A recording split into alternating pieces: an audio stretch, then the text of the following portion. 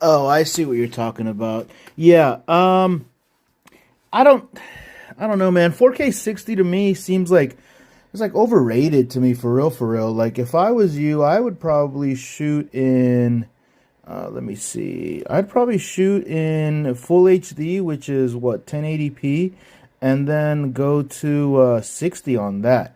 Cuz what's happening is like at the crop, you're also losing megapixels from the sensor. So this is a 24 megapixel camera, right? And if you put in the crop, that crop is cropping out.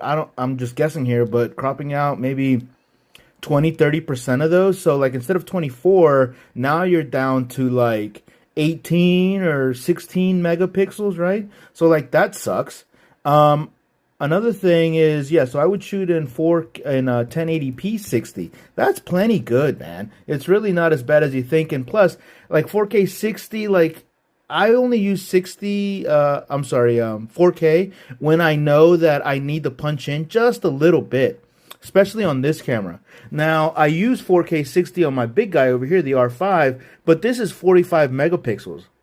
This gives me a lot of headroom so that I can crop in like a significant amount, but that's why this camera is so expensive. But another option is it sounds like you need to buy the 16 to 28 f2.8, which I know is not a cheap lens, and then you need to buy a speed booster. So like that's another expense right there. This lens right here, this is the Sigma 10 to 18 f2.8. This is 10 millimeters at the wide, 18 at a constant aperture, and I can't remember off the top of my head, but I think this lens is like $400 to $600, something like that. But this is a beautiful crop sensor lens for the RF mount.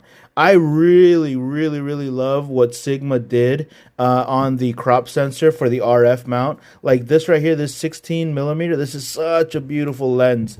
And they made a bunch of other focal lengths as well. But yeah, so if you want to do the 4K 60 still, this right here I think is a good option for you, the 10 to 18. That way you don't have to buy the 16 to 28, which is an okay lens. Actually, that lens does have stabilization, so there are some benefits there.